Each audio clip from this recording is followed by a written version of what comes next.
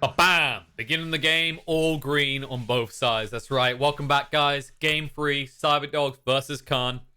It's come down to this. Someone will win, someone will lose in tears, unable to make any extra little money to offset all the expensive gifts that they purchased at Christmas. But who's What winning? was your most expensive gift at Christmas purchased? Ooh, most expensive gift. No, I kept it on the cheaper side this year. Maybe like $50, $60. Well, no, dollar. Yeah, $60, $70. Okay. Respectable. Yeah. How about you? Did you splurge hard? I took my girlfriend out to a nice dinner. That was my most expensive gift for the Christmas season. I couldn't. It was weird, right? Usually you ask, what do you want for Christmas? And she's like, I want a steak, and I was like, okay, My kind of girl. Let's go. I can do that. Nice old meal. I'll go get some steak with you. That's just the good guy that I am. But nah. No. No. She wants another steak by the sounds of it. Nah. So coming back to the game, but they go for this Rubik Brewmaster in response to the Viper. I think Rubik's really nice in regards to stealing his spells. Brewmaster can throw him up in the middle of fights, but I am a bit concerned about their landing stage already. I think Brewmaster's susceptible in the off lane to being just kind of brutalized by certain carries.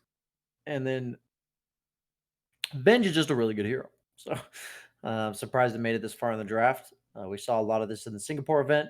Hero just had a lot of success.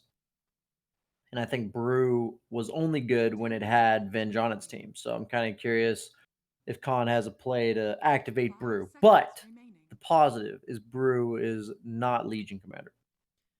True. Although the downside is that this hero seems, I want to say, not tanky enough, weirdly enough, with his ultimate. Like, I keep seeing it time and time again. As you get these early team fights, 5v5, someone splits, or Bruma splits, and then everyone just looks at him, says, I'm going to right-click that right now. I'm going to just get that out in the first 10 seconds, and then kill the rest of your team. Oddly squishy hero. That. Yeah. You never really think of being able to kill him during his ult, but kind of different nowadays. I think heroes are just kind of given a lot more damage now, and since Brewmaster's ult obviously doesn't scale with items at all, makes it much more susceptible to just getting killed. It comes back to that stat padding element. Like, we're already seeing more gold accessible to supports and the cores in early moments of the game. And then you're getting these neutral items, which most of them have stats. So you're just hitting harder, you're more tanky yourself. There's not as easy of an entry kill once you get 6 on Brew as there used to be. For sure. Meanwhile, on the other side, you could always run this Venge in the offlane. I've seen a few teams do this, and you can understand why, right? It's an aura builder. It can build your Helmet Dominator, your Vlads, your Pipe, all these type of items that you need. Yeah, we mostly see the Venge go the Vlads first. I think it's just super value, and if they have enough gold afterwards, I oftentimes see the Helm Dom. Just the overall, the fact that your hero can die and then your illusion still provides all of the auras is pretty much the most broken part of Venge, I think. You like want to focus her down because she's a save, right? So she saves her teammates if you don't focus her. But then once you focus her, you pretty much never have time to kill the illusion as well. So kind of just a super frustrating hero to play against in that regard. So generally speaking, I like to pick non-committal heroes. I like to pick like the PLs and stuff. A lot of stuff that can go on you and then disengage, or they can poke you down and then make you use saves without having to commit onto you. Or Those even are the kind of heroes that I like to pick against the Venge. I was gonna say, or even like benefit from just taking you out quickly, like a Slark or an OD. These heroes like, okay, I'm gonna pad my stats for the rest of the fight by just quickly eliminating you, so it doesn't feel like a downside. Exactly. Oh, this is all right. This is a brutal combo. So Flight to Moon ran Viper Skywrath supports yesterday. There is the potential for that because this lineup so far, I could definitely see there being room for a Viper support. Have people been running core Venge at all in this region? I think we've seen 1 or 2 offlane Venges. Because as I said, it makes sense, right? Because you are the aura builder, and offlane is right now the deal as they Oh want to yeah, be able to absolutely. build In those terms of the items. way it builds, yeah, it's just a weird hero because they nerfed a lot of her stat gains and stuff. So I think a lot of the nerfs that they've given to Venge have kind of just nerfed her as a core rather than as a support. Yeah. So it's kind of interesting like that. So they're really all in on the team fight this game coming out from Khan. I do like Warlock in general against Skywrath Mage as a lane counter. Skywrath Mage obviously relies on just kind of harassing down with the Arcane Bolt over and over again, and Warlock just pushes W on whatever carry he's got, and most carries are able to skimp out on the regen as well as not having to fly themselves more in the laning stage. And overall, the overwhelming team fight, I think, can be a nice approach to the single target lineup that Radiant has so far.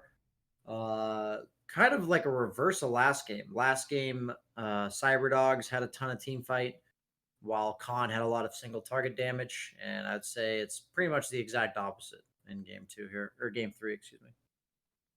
How do you feel like Warlock in terms of the changes with everyone have a Corey now? Because it used to be the big advantage was you gave this heal over, and Corey usage was scarce in the outer lanes, so it had huge value. Do you think this hero feels a bit weaker since everyone can now just keep ferrying out their own regen? I know what you're saying. Um, I think overall it allows you to save gold on the carry, Yeah. and then overall you're still picking the warlock for the team fight. I have seen some people pick the warlock just for that reason. You pretty much have the trump card. You're not going to lose team fights once you pick Brew Warlock. Like you're just not going to lose team fights. In So theory. they have well, if you are 5-on-5, right? Like if Yeah. the fight starts completely normal, like last game, where the only way that the Radiant squad last game on CyberDogs was going to lose a fight was when their Treant was already dead and they took a fight 4v5. So I did say that PL was really good against the Radiant lineup, and I will say from playing a lot of PL, if I'm playing against Shaker plus like three count or like two counters, it's really hard to play PL.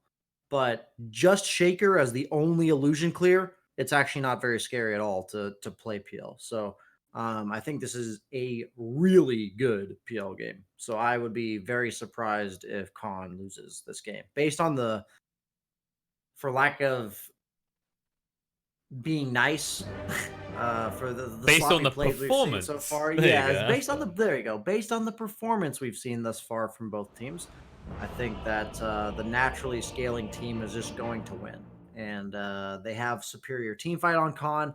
I think their lane setup is pretty good, and I think that overall the only potential weakness of their draft is that this Morphling can potentially just dumpster the crap out of this Brew lane, and then in that case snowball the game that way.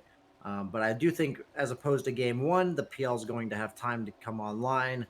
And the only weakness I've really ever had with PL is that the game's kind of over before he wants to participate. So if he gets to that crucial threshold of like the Manta Diffusal and the game's not hard, at that point, then I think Khan's easily got this. And I think I'm going to favor their draft based on what I've seen so far this series. I'm proud of you, Brian. I really thought you were going to say the only time I've had problems with PL is when it's one of my teammates' fault. But, Oh, I mean, that's a that is given, like, right? that's why. Yeah. I mean, that's an assumption. I don't have to say that. I'm glad you understand that, and the implications are there already. That's important. 30 seconds. Yeah, I think the one thing I look at in this game is this whole both teams press all their buttons factor. And both of them are strong in that regard, but Khan is a little bit more limited on the cooldowns. Like, they are stronger if they get all their spells off, but I think the way that you can win this if you're CyberDogs is instead of like investing heavily in the Shaker lane and be worrying about the PL, right? You just address the other two lanes and then push your advantage after laning phase. The battle Oh, for sure. It's just, how do I word this? You have to be able to take fights, force out Khan's abilities, and then be able to take fights afterwards. Like, Yeah. meaning that you can force objectives when their abilities are on cooldown.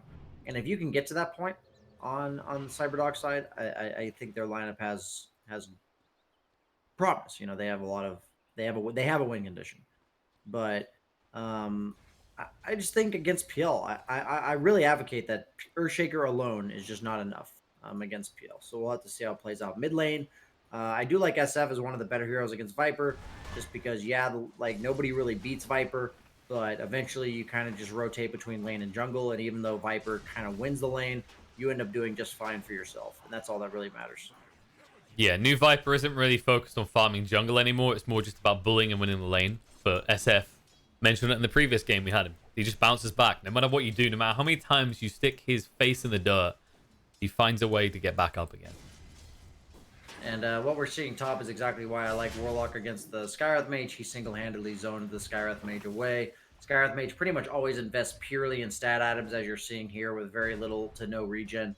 And Warlock just trading up and forcing most of the attention away from his PL, and now he's going to pull. PL is going to get off to a really good start because this creep camp's going to deny at least one or two of these creeps. Meanwhile, he's getting solo XP, and really...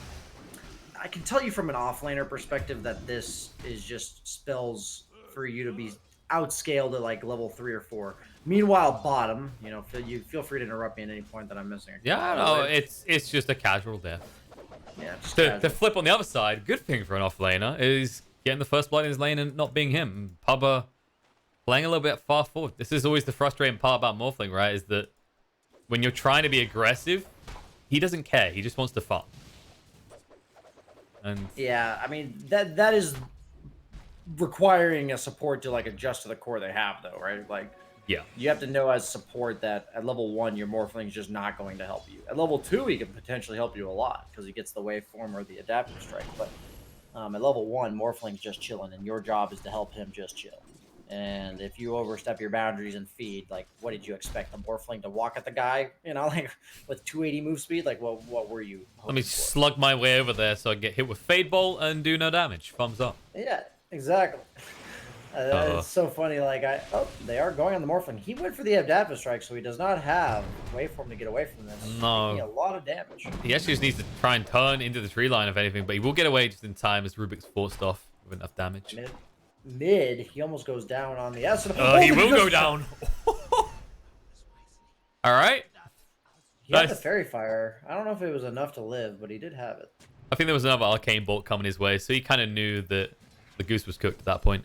Also, Shaker, by the way, is doing great at the start of this. Top of the CS chart next to the PL.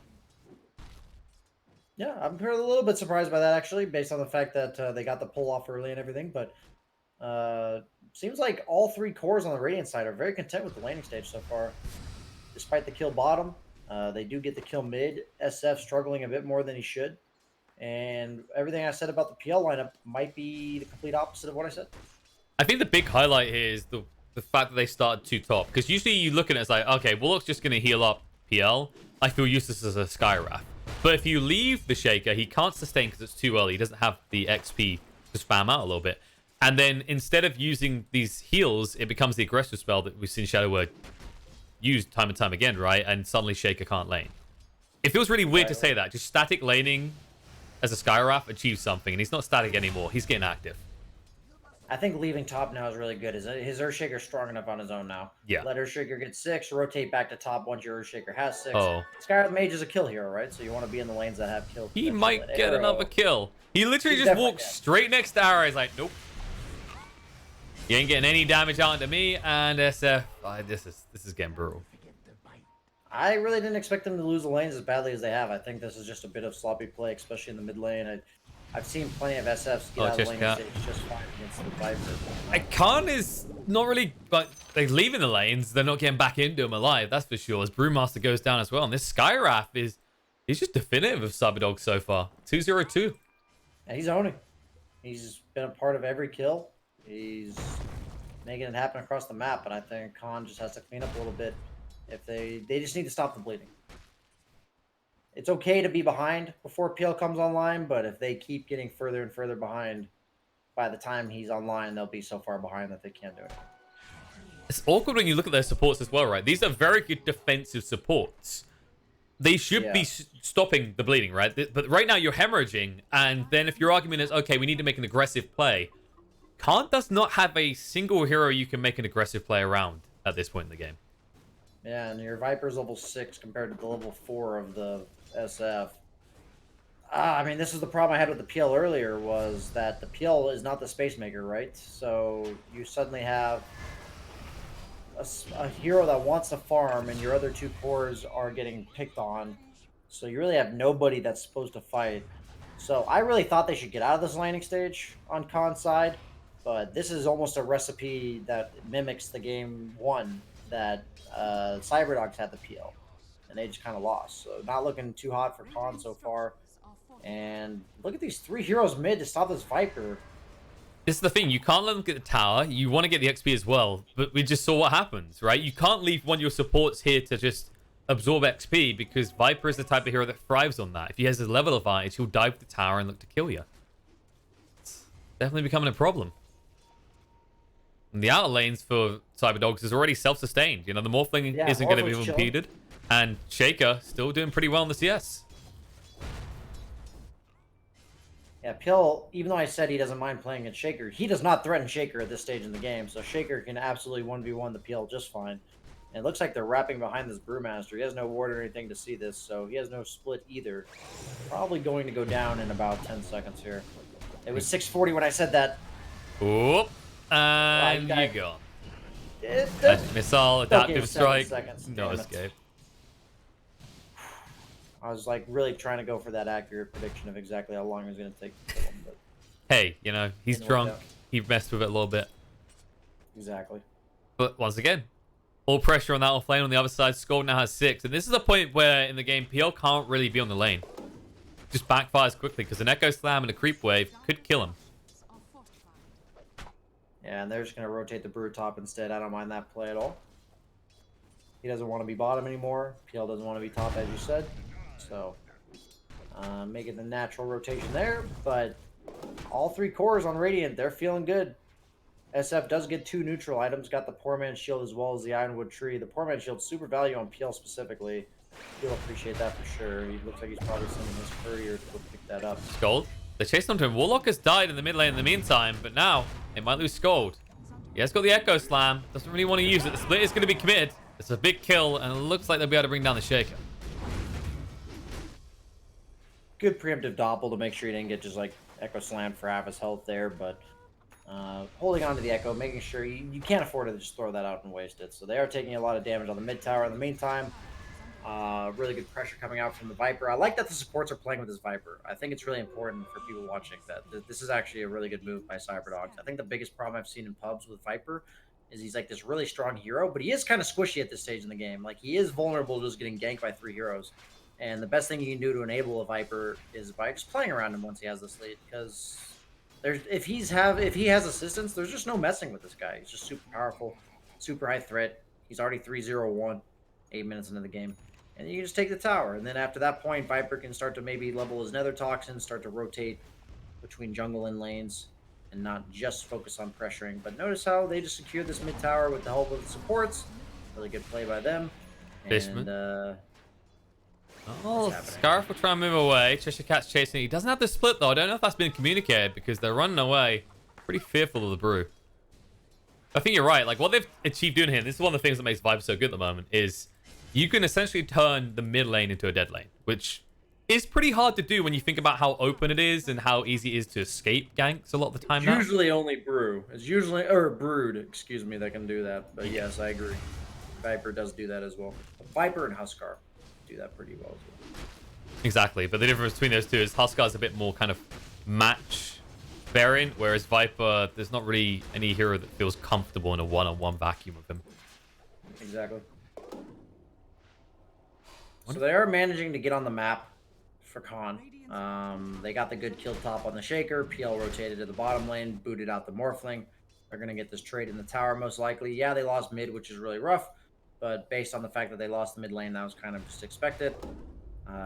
Can they stop the bleeding? That's the question. I think if this lead stagnates at 2K for a while, Khan's still doing okay.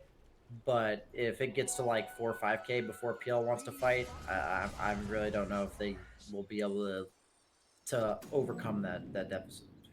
The good news is that they'll get an outpost, so they won't be XP starved here, which is critical for these two. Rubik, some good spell steals in this game, and of course, you mentioned the Warlock before. Once you've got Chaotic Offering, not really a hero that can be fought into easily. Same can be said on the side of CyberDogs, though. For pick-off potential, at least, their supports are superior, having the Venge with the swaps and the Mystic Fly on the Skywrath.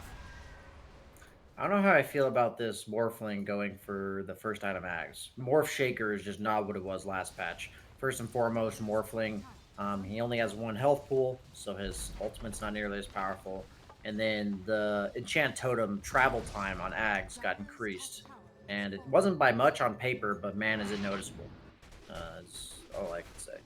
It doesn't So, hurt kinda your first initiation though, right? Because usually you fissure, then you can jump in. But after that, any chase, any sort of escape, that's where you're a lot weaker. Yeah, it's just the strategy itself is like way worse than it used to be. So it's like I've almost seen Morphling just have more success being played as like a classic Morphling who just happens to have Morph as like one of his abilities. So we'll see. I don't like hate it, but it's been a while since I saw just straight up Axe on the Morphling, despite having a Shaker. They are smoked up. They do have the Chaotic Offering, as you mentioned. SF looking to make something happen as well. Does have the broom handle. Maybe hand that off the PL. I guess he's pretty 6-slotted here. Does give it to him, but looking to get the Shaker. TP's coming in right now. They need to be quicker with this. He wants to use that Echo Slam, but he can't get close enough. They drop the rock. Fissure comes out. The silence is out on the PL. He's chasing forward for it, but nice steal on the Fissure. Stops him from getting close enough to use his ultimate. Scold is low. That's got a big one, though. He's trying to bait them in. Fissure will run out. He might just about get away with this. Extremely low on HP, though, and Driaccio is looking to chase in. Spirit Lance might be enough, but he's tanky. And he has got that salve. Just waiting for the bonds to run out. Such a weird play. Their Brewmaster's just not here. Isn't that like your man, you know, to team fight with? Very strange. I guess they're overcompensating the defense at top. They're like, oh, we need to leave someone here, because if they send a support, Morphling probably just dives and kills them, right? But yeah. Yeah, I mean, I think you'd rather have any hero than Brew not be at the fight. You know what I mean? Like, yeah, I think the awkward part is hero. the probing's okay. It's the fact they committed the Golem. Once you commit the Golem, it's like, okay, you should have been here as 5. Yeah, I think that was just a bit sloppy. As we've already talked about, they're just not committing the right amount of resources to get stuff done. SF does have a lot of nice little stat items going with from the jungle items themselves, but he's got drums. They seem to be pretty invested on this mid game, and then I don't know. They are stagnating the lead as I hoped they would, but just awkwardly doing it. I'm surprised it's working the way they are doing it. Radiant is smoked up though, looking to make something happen for themselves. No shake or blink just yet. No, he has got it queued up next. Only halfway there. I think it's all about these timings, right? You want to try and sync up 2 big items at the same time, and these drums, they always feel like this odd super glue, right? Like it'll hold for a night, right? But if you come back to the 2 pieces of paper a week later, they're not going to be together anymore. And no one is here to help out the PL. He just goes down. That mantle will be slowed down as well. Yeah, he just walked straight into that one. Took a silence to the face and died instantly. Gotta be real careful on PL. If, like, honestly, a really good PL player in this type of game will scout out with illusions at almost all costs, because heroes like Skywrath Mage are so hard to actually initiate onto PL if there's a lot of him. But the minute they see you alone, they're just gonna kill you instantly. So, like, if they know exactly which one's you, I mean, they're just gonna use their abilities on you and kill you. Yeah, that's why the Manta Rush is 100% justified in this type of game. Just needs to be able to get out that silence, because you look at the damage, it's heavily on the magical side if you're talking about CyberDogs in this game. Part of me is almost surprised he didn't go for, like, the Hood first. I've seen a lot of PLs go for that. I think in this game specifically, Hood would have a lot of value. The weird part is I've seen a lot of PLs double back after, like, the Manta Diffu. Which is, I kind of, right? Yeah, I kind of get it from if you get the Hood of Defiance early on, you kind of feel like you should be playing a bit more aggressively, whereas most PLs just fall back to the safety of jungle. So it's kind of like, you're not getting the full value out of the Hood if you get it early, right? Because you're not expecting your opponents to get deep. You think, oh, we've got people showing on lanes, we're pushing out the creeps with our supports or other cores. They shouldn't be able to get this deep and find me that easily. But these are the type of heroes that definitely can. Has he even... No, it's only 1 point in Ancient Seal. So, you saw how quickly he disappears. If they max out the Ancient Seal, bye-bye PL. Oh, the clumsy net. Get it. It's great because you can net yourself and then Skywrath can kill you. Perfect. Wait, I honestly love that item. It's 6 all stats and 2 mana regen, man. It's not bad if you just never use the active, man. Just don't touch it. Yeah, they did buy an Aquila, super value as well, for the Morphling to get that from the Skywrath Mage on the Radiant side. Or the Viper, both of which very good Aquila users. Almost has the Ags on the Morphling. Get to see the Super early impact. for him. Wonder if he will prioritize the Shake at all times. I'm trying to think if there's any other morph that feels competitive. I don't think there is, though. They might actually get Haze. He's got the waveform. He needs to get out quickly, though. Lift's going to be there. Follow up. They dropped the rock, but he started to morph. They didn't sync it correctly, and now there will be punishment given. They actually stunned him outside the Mystic Flare, but they'll drag Fishman back. It'll take a little while because of Shadow Word, but he will go down. That should give time for the rest of the team to disengage, though. Yeah, they have no real way to kill this Morphling until PL gets Diffusal Blade, because at that point, even though you're not bursting him, by the time he gets out of all those stuns, he's going to be out of mana. So that's really the only way they could kill this Morphling. I think overly ambitious to try to go on Morphling. I think any other target's like a realistic kill, but honestly, it's not all that bad. They did force all 5 of Radiant to the top half of the map. Meanwhile, PL is farming and pressuring bottom. Mid lane is taking damage. And if they can get this Roche, CyberDogs is probably okay with this trade, but Khan Khan are being ran away by the rest of the team. CyberDog went deep. Khan has to be aware that they might be rushing. They know they're all top. PL's not getting contested bottom. We'll see. He's scared. He doesn't have the Mantis still. He's just shy on the gold, which means if he shows up, he risks dying to the Skywrath straight away. Skywrath was honestly a bit ballsy by him. He kind of just hoped they weren't there. That was almost ballsy by Skywrath, going blind up to the high ground. He was looking to pursue the Rubik, but Rubik gets away. The big problem, though, is that there's now an Aegis on Haze. I think he should consider giving this Dragon Scale to PL. It actually it ups his tower pressure significantly because your illusions get the Dragon Scale. So you can start to like throw your Manta illusions at towers and stuff. And they actually do a lot of damage at that point because it just takes 12 damage per second from your illusions. But you know, little things. I haven't seen the most optimal jungle item pass off. They do see this Blink Shaker, but they are definitely aware that the rest of CyberDogs is missing, aside from the Morphling top, but he has Aegis, and a lot of times will be playing alone. Yeah. The good news is that Venge is a long way away from level 2 swap. That's when you start to get a bit worried. That range starts to have a decent grab, shall we say. Whereas level 1 is pretty pathetic. We saw what it was used for top. You just kind of catch what you've already caught and ensure a kill. And usually it's something like the Warlock. The clumsiness! Oh, waveform out. Hayes says see you later. The clumsy net looked good for a second there. They are smoked right back to top on the CyberDog side. They also have the Grove Bow on Viper. That's super fun. Oh no, that's like One of the best heroes in the entire game. For how long before we don't let him have this item? Viper's possibly the most dirty hero with the Grove Bow right now. Jump in and goodbye, Warlock. No rock to be dropped now, and that should be a tier 2 tower fallen in favor of CyberDogs. This is like a 5-man rotation just to kill a support, but as long as Khan is farming the rest of them, this is such a weird game from them. They have this Brewmaster who they just seem content to do nothing with. They haven't used split since like the 10-minute mark or something. It's been a very long time. Yeah, there's a point at which it's not an insurance policy anymore. There's a point at which you just seem to have lost an R off your keyboard. However, on the other side, Fishman, you know, the other end of the scale, shall we say, Fishman isn't afraid to throw out his ult. Sometimes to their detriment. Maybe a little bit too early. Cheshire Cat. I don't think they saw him. He was just outside nighttime vision. He'll go under his own outpost. He needs to make it out. We'll TP successfully, but we'll lose the outpost. Well read. They knew this was coming as well because it's just about to hit the 20-minute mark where XP is given out by Santa a little bit late. PL's getting a lot off the map, man. He's almost got that Diffusal Blade. I'm telling you, if he gets his Diffusal plus like one more item and they just have their R buttons, I'm a little bit worried for this Radiant lineup.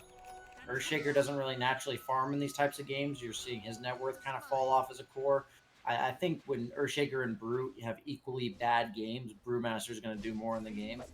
But we'll see. We'll see. He has the Diffusal into Basher queued up so far.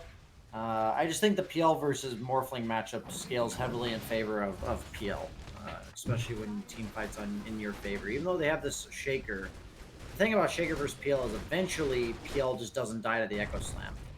They are looking to go on him top. They with can't quite Shaker. Will they reach. catch him? They get a little bit of a slow out, but they can't use their blink. Still on cooldown for 6 seconds. The split's going to come out, and there might be a turnaround here. However, Khan don't have the numbers. They shouldn't be committing in. It's just going to be to slow them down and ensure PL gets out alive. Although that From is what I've seen so far, go ahead. I was just going to say that split is used for... I don't think you even needed to throw it out to save PL at that point.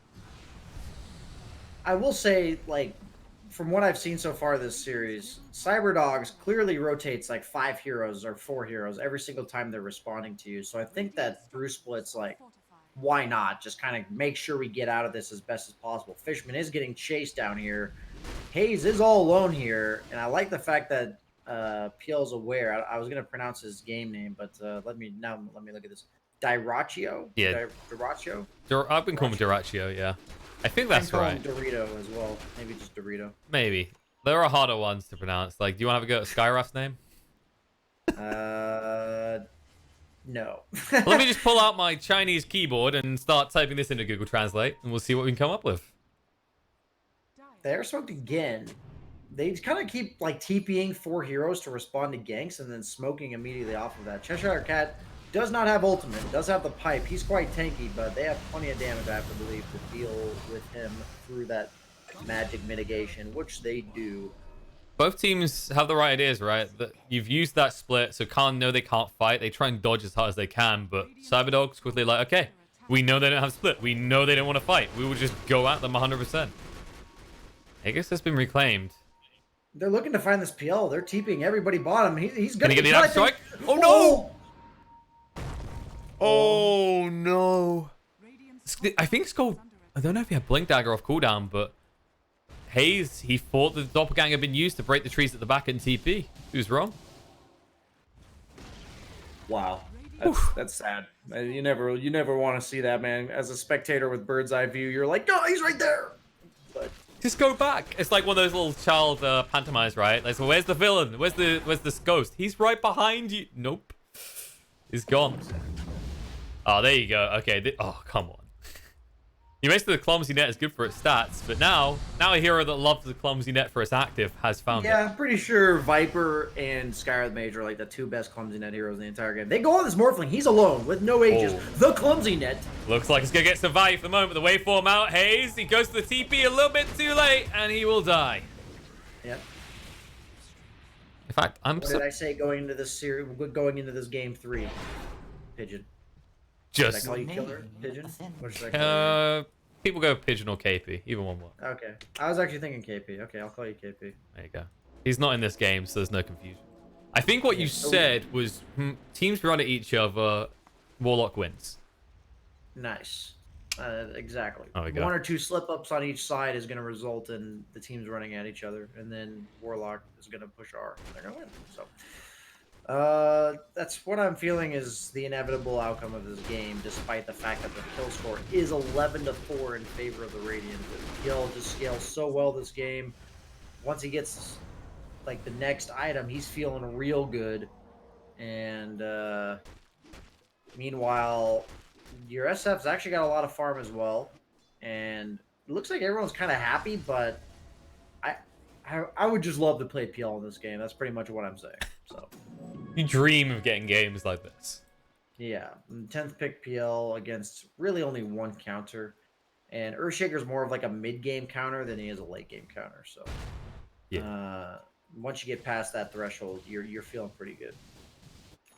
And then, as we mentioned before, no real wave clear, no real way of dealing with that. You have to always find PL at the start of the fights. The best way to kind of compare this is simplicity-wise in terms of execution is Khan. They have counterattack, right? They don't have to be preemptive. If you're on CyberDogs, you have to be the ones doing the jumps. You can't react to fights. Exactly. And once again, Khan are the ones looking to jump. However, they decide Viper is not a good entry target and do back off straight away. Viper is going in for that Mjolnir, so he wants to make sure they do have something for the PL. They want to see if anyone's willing to defend. They have got the blink. Been a while since we've felt an Echo Slam, and it looks like Khan won't feel it yet. Man, you can feel the desperation. CyberDogs, They are gonna probably find Cheshire Cat. Actually, he has really good awareness here. TP away. Oh! Okay. Close, but once again, no cigar. This has to be becoming frustrating for CyberDogs at this point. You wouldn't really look at their lineup and think they should have issues picking people off with Shaker, Venge, Skywrath Mage. But they are having issues finding the heroes they want to find, and it looks like Khan is ready to go. Ultimates are all back on the ready.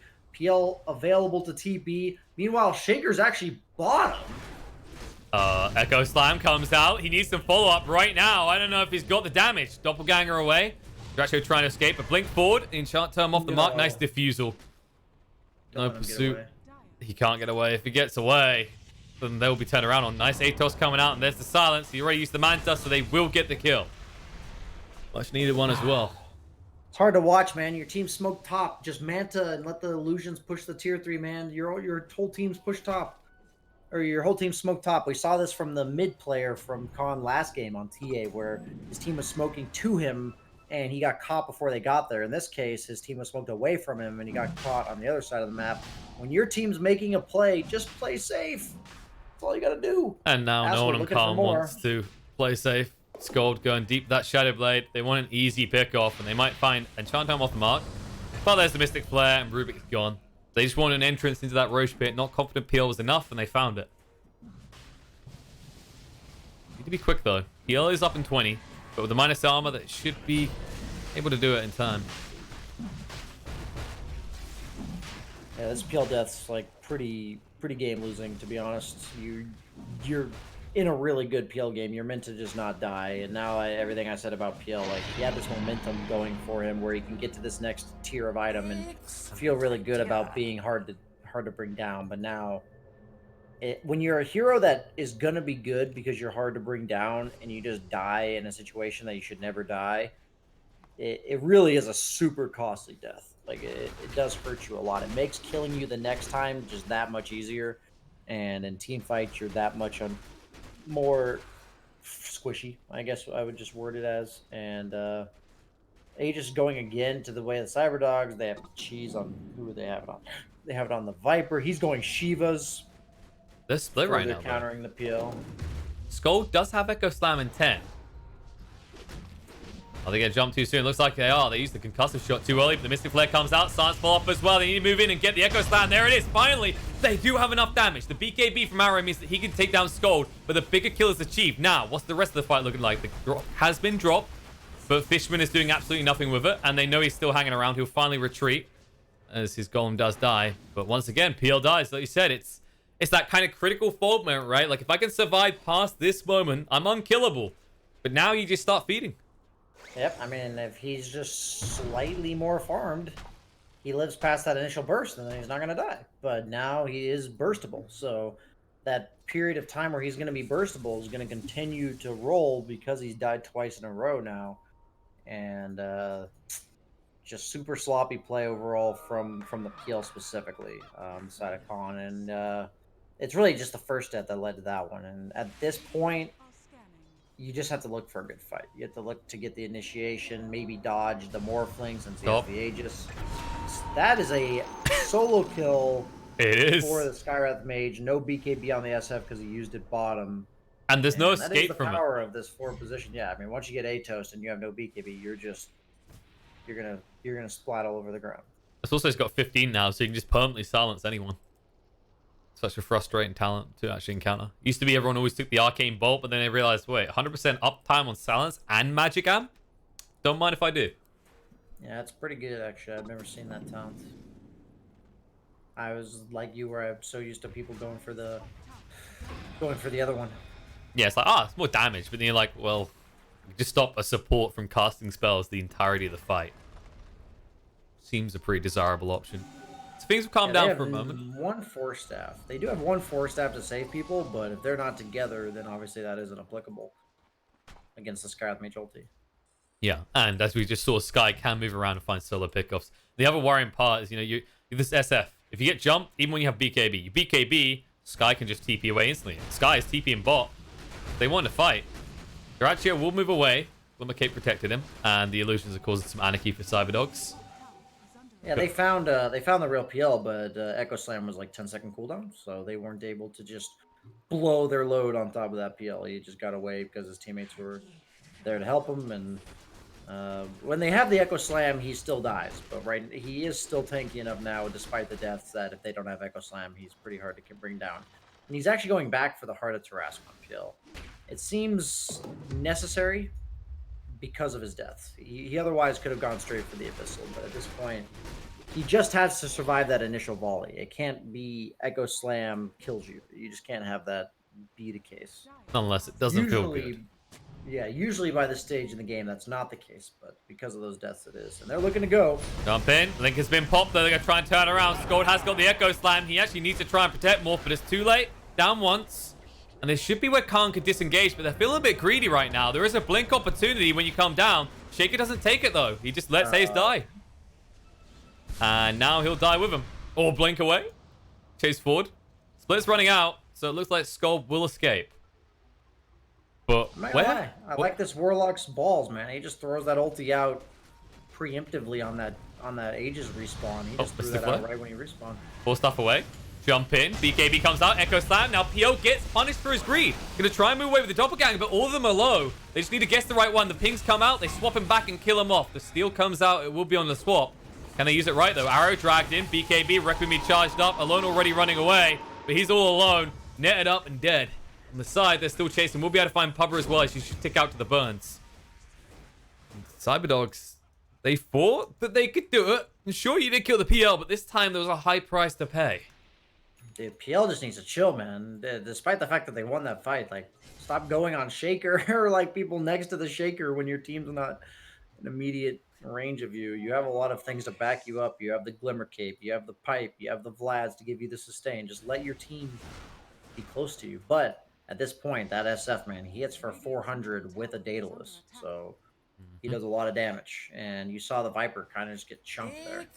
They want to kill him while the BKB's down, but it looks like Shaker gave up on it. So you might see another solo kill. Here he comes.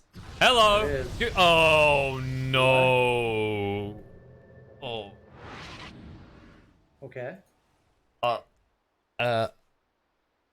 Let's go with lag. Yeah, ping. You know. Sister tripped on the internet cord. It's fine. Yeah. Mum used the phone. We only have dial up here. Must be it. Well, luckily, no big cooldowns on his spells. Unluckily, that was a prime opportunity to take down a target who didn't have his BKB. And SF's working on that Titanic, so if he can get there, suddenly he's probably not going to die to just Skyreth Mage anymore. So no, not with the Titan Sliver as well. Yeah, exactly. Titan Sliver being the new Sanj at this point. Well, better Sanj. It's a free Sanj. You know, not a better one, I would say, but it's free. Really? You don't think it's better with the base attack damage? Maybe it is. You're actually right. Maybe it is. I always forget about the base damage. Yeah, I mean, the base attack damage on SF specifically is pretty bad. That's true, but they did change. Damage to souls. Well, they also changed Sanj, right? Because it's the heal amp. Yeah, Sanj is much better on like offlaners now. You want it on like the bristles, the timber saws. You know, these halberd builders that have innate regen. I think it's really good on. Definitely, and in fairness, Sanj feels better once you have the Satanic as well. That's true. Because you get more life still. Smoke. They're smoked up. Yep. They're under vision right now. Uh-oh. Uh-oh. Breaks the smoke. They know which one's real. They do ping it out. He's holding on that Manta. Swap. Yeah, no Jump Manta. in. Warlock. Echo Slam straight onto the PL. The Requiem coming out to try and zone them away, but the fight has begun. Hayes has his BKB, so he doesn't care. Buy back out from the Warlock, who still has the rock. We'll drop it right now onto the back line. Looking onto the Viper, trying to split it up a little bit. Yamichi, or Yamichi rather, moves away. It looks like Hayes is going to go deeper. Lincoln's has been popped, stunned to try and protect, but Pablo is already gone. And Hayes, he needs an out right now. Doesn't look like he's going to find one. He's got the waveform, but he's out of mana now. He will be going down, just buying a little bit of time to see if maybe his team could find something from behind. But Skuld already used that Echo Slam. He hasn't really got much left. He just wants to run away. They will look for Cheshire Cat. Nice stun coming out. Mystic Flare doing a lot of damage, but moves away just in time. Now Viper needs to retreat. They have lost the Shaker. Alone will go for the TP away, and they won't be able to stun him. He actually gets netted in base. Excellent idea. Now, is it going to be favorable? Do the gods favor them? Does Gaben love the side of Khan? No, it's a minute until Roche is up. Can I just say that they have obviously no way of knowing this, but PL's Manta was on like a 10-second cooldown. They could have just used everything on him and killed him, but they were scared of like committing the Sky with Mage ulti and Atos because of the Manta. So it's just kind of funny how little things like that can really dictate the game. But you're seeing there, Earthshaker, he fed away a gem. I actually don't think they picked it up. And it's still there, but We have he no tried to use go for on this. PL, This. and it's just not enough with just him. I understand why they prioritize the Warlock though, right? Because that's the reset that screws you. So you kind of have to deal with the Warlock first. Now they're just running through your base. Skyraft just goes down in the blink of an eye, and Pub are now going to be swapped back and killed off as well. They're not very good at stopping Rubik from getting the spell he wants. Weirdly enough. Radiant's top tower This might be 2 lanes. And here goes the PL show. You know, surprisingly, SF's had a large impact on this game, but we talked about the immense amount of team fight that Khan has to back up these 2 cores, and it just shows that despite the Warlock even being pretty poor, I guess Venge is even more poor, but Warlock feeling so much impact from just a 5-position hero that's probably the most impactful 5-position 30 minutes plus in the game. Yeah, it's always that big conundrum is that when we see SF succeed, it's when you have a solid front line. And while Brew provides that to an extent, if a PL gets the items, you have to somehow breach him to reach the SF. And as we've seen, they barely have enough to deal with the PL. And they're always trying to just instigate a fight by taking him out first. Radiant's top shrine. So, 2 lanes gone. Roche is now up. This is a do or die moment for CyberDogs. They can't afford to let Khan get this. But Khan aren't interested. They're like, wait for your ultimates. Let them go into the pit first. And then get a decisive victory. The CyberDogs, they want an entrance kill. Fissure. Both Fissures out. Echo Slam jump in. Swap out straight away, though. Rubik saves the day. Your big orb has been wasted. And now the buyback out from Rubik. That's an exit. That's a cut and run right there. Shaker is dead. You might lose more as well. Vengeful Spirit found on the side. Blink away in time by Sky. But now you're in trouble. In a lot of trouble. And Roche is up now. Well, you mentioned it in the draft. This Morphling Shaker combo, bit more lackluster. Took him a long time to get in. And as I said as well, the Venge giving over this swap to Rubik every fight. Backfires again. Yeah, but I mentioned the Warlock and the Brewmaster. Even Rubik's a huge team fighter, and they have another. Oh, they have an Axe Scepter. Who are they going to give it to? Nobody. Rubik. Oh, They just left it. Why? We don't need it, guys. It's an irrelevant item. We're just going to go win the game right now. Shaker has no Echo Slam for 50 when he's up. We're just going to destroy the base. It's a handicap. The gift to CyberDogs. odd. Tower is under attack. It's amazing how focused these guys are that they can be distracted by the game to the point where they forget about an Aghanim's blessing in the Roche pits. But that might be the first I've ever seen of that. Yeah, it's only 6,000 gold. Effectively, yeah. For free. Mega creeps cheap. Probably not going to make a difference, but it is. It's going to It is hard to accelerate the watch. gold It's hard lead. to look at, right? Yeah, I think the other thing to look at is it's going to accelerate the gold lead, right? Like, you can't get out easily to use your own jungle, get less gold from the creeps on the lane, and you're already falling behind. You also got to wonder, what's the scaling point? Like, where do you really deal with this PL, other than the Shaker again?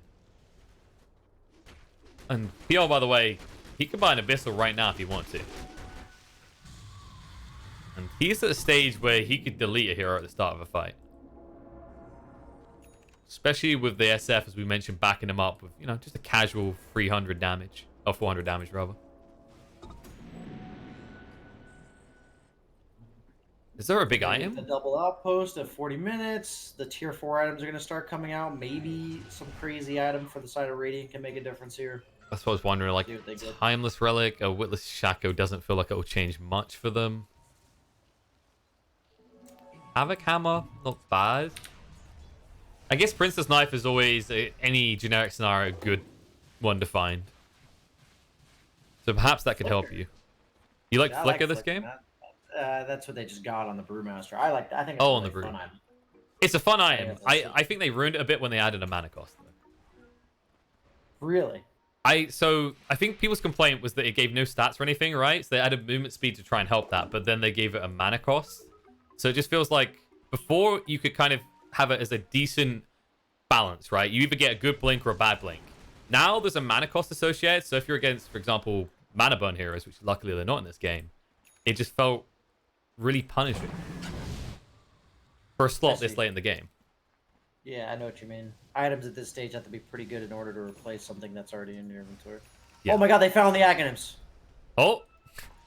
Rubik's like, happy days! Do I pick it up? Guys, am I allowed it? Can I have it? He's like, I'm having it.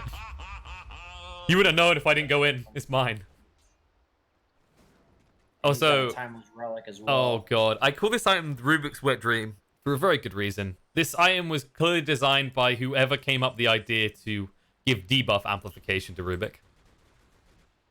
As now the lifts will last... How long is that actually? I mean, it's not updating the time. That's got to be... What? It's like 59% amp, Oh, right? yeah. No, sorry, 69%. Oh yeah, 69. So you're lifted for, what, 3 point... Close to 3 point... Yeah, 5. something, yeah, 3.5 or so. That's a long time. Also, if you steal Fissure. Ooh. Oh boy. They're pinging. They want an entry into this base. I want to see a full strength morph for Rubik stolen. I want to see that. Maybe. Lift on Skyraft. Yep, that's a long time. And the swap out made literally no difference. The rock gets dropped. The follow-up is there. The Echo Slam. There is no army. They've already lost both their supports. Buyback comes out from Venge. Shaking down half HP will just be burnt out and killed off already. And the BKB from Viper is a cut and run. This is now looking cut and dry for Khan. They're like, do we want more heroes or do we want the game? They say more heroes. Hayes retreats into his fountain. And they'll turn around and look onto the towers and then onto the throne. Yep, that's Venge gone. There's your dieback. And now alone. Stands alone. As Morphling will not help you at all. He's busy waveforming further away from the fight. They go in. They'll look onto Hayes, stun him up, control him while they actually go for the tier 4s. But there is a repair kit on it. And meanwhile, Draccio, he's deciding this is his side of the map. He forces out the GG. Khan will be the ones to go through. And OG Seed finally have an opponent. I will say that I think Khan looked like the better team this series overall in terms of individual skill, but they did seem a bit all over the place with their map movements and calls, like taking a 4-man team fight bottom without your Brewmaster. That's very strange. That's just like an example. So I do have a lot of belief in these guys based on what I've seen from their individual skill. It's just a matter of whether or not they can pull together next series against OGC, who I think will be a more formidable opponent than what we saw from CyberDogs. Definitely. They haven't faced off against each other because Khan faced off against Namiga, who beat OG Seed. But OG Seed, they've had mixed performances. Their first best of one on the first day was absolutely dominant. You know it's dominant when the PA is queuing up an Ags, basically. But their second best of one against Namiga was pretty underwhelming. I think the catch is going to be similar to what we saw here, which is OG Seed spent one game playing the new meta and one game playing the old. And I think we've seen that from Khan and CyberDogs here. So next series is really going to be dictated by who can just avoid the temptation to play like it's early 2019 and who can update the draft because we are about to hit 2020. You got to see clearly now that it's 2020, you know? You have. You know, that's the beauty of it. All right. I'm voting for better Dota in 2020. All right. And I'm hoping that's what we get next. But we will have a short break first. So go get yourself some popcorn. Be ready for some entertainment. We'll see what the coaching of some TI players can do for the side of OG Seed. As after a short break, we'll have Khan versus OG Seed in a best of 3.